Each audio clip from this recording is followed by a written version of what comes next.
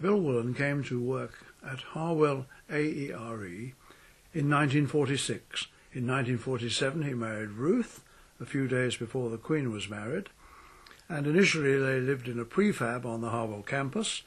He then bought a plot of land in Harwell, built his own house and moved in 1952.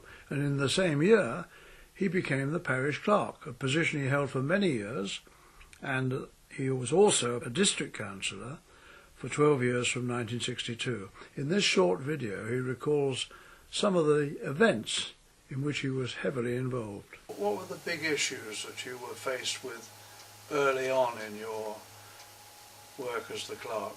There was a number which happened over my first few years. Yes. I mean, we wanted a new school. We hadn't got any street lighting. The children were still at school in School Lane, were they, when you Yes. came? Oh yeah. Yes. How we got the new school is an interesting story as well. Oh, well, tell us about it. Well, we were trying to get permission. You had to get permission to build another school. And we were in Berkshire then. Right. And the chief education officer was a man called Whitfield. And I organised a meeting in the village hall to rally support for this. And I rang him a few days before the meeting was due, and he said, "I'm sorry, I've got another appointment, I can't come." And I told the white lie. I said, "Well, I put up notices around the village saying you're here, you're coming." And he gave in, he came. And we had an incredibly successful meeting. He had a very poor case to present. He was using his own officers to find statistics, and I found I could prove his statistics were wrong. And I went up to Reading and showed him that his statistics were wrong about the growth of children in the village. Right. And we got the school very quickly after that. So originally he was against having a new school, was he? Well, it was not high in our priority. Yes. I took on the job of positioning where all the lights had to be, and the theory that I adopted was you had to have a shadow from the light before you decided whether you wanted another one. Right. And we are limited by the number of poles that are available to Yes. put lights on. And if you look at the lights, you'll find, I think, all but a very small handful of all the lights that I've positioned. Well, I never. What year would that have been? In 1953-4, 38 lights. Gosh. Cost £1,000. Ruth was the driving force because she wanted a book written, and Ruth was the driving force behind that. Right. She was chairman of the committee which organised all the content, and we were lucky to start off, for instance, with Peter Whitehead. He had contacts in the British Museum, British Library, British Museum, and they managed to find the Saxon records, which the book started off being based upon. Yes. And he organised somebody there who did the translation, and that was a big vital part of getting the book organised. Ruth managed to persuade Barbara McElroy to be the editor. She did? She edited it. But your committee under Ruth pulled everything together? Yes, we did most of the work, finding the content for it from a whole variety of sources. Some other people did quite a bit of the work, but we did the main part of the work. We had a youth club, of course. All right. Now that introduces something you probably don't appreciate, is that there were, in Winterbrook House, there was Molly Freeman, who was an artist. I think she was a title lady actually, but she didn't use it. Right. And she was married to Percy Freeman. All That's right. right. And she was a philanthropist. There are a few people in the village who ran into financial trouble, which she helped them out of. Really? She was very much like that. Really? And he was keen on doing something for the children, and the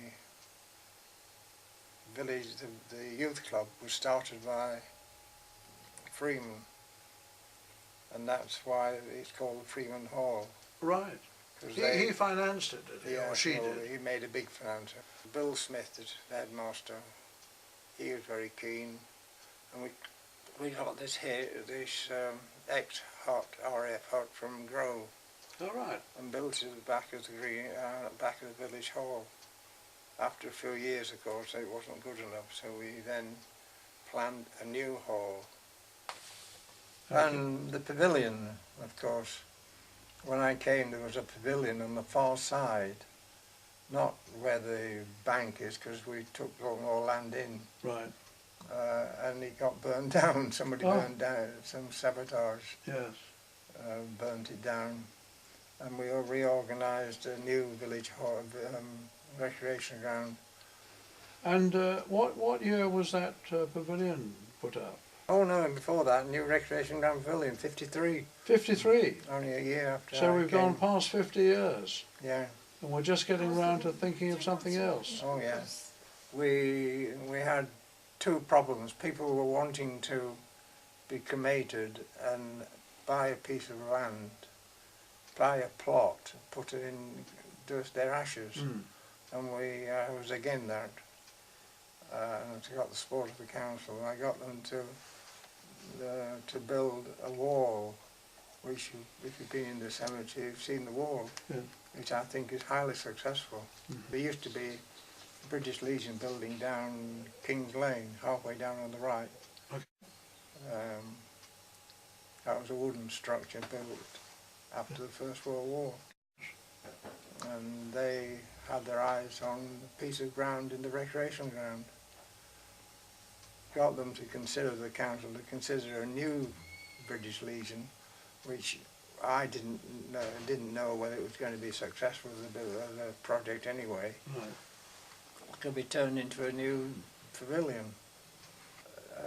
Quite obviously, we had to go about it in a proper business-like manner. Yes.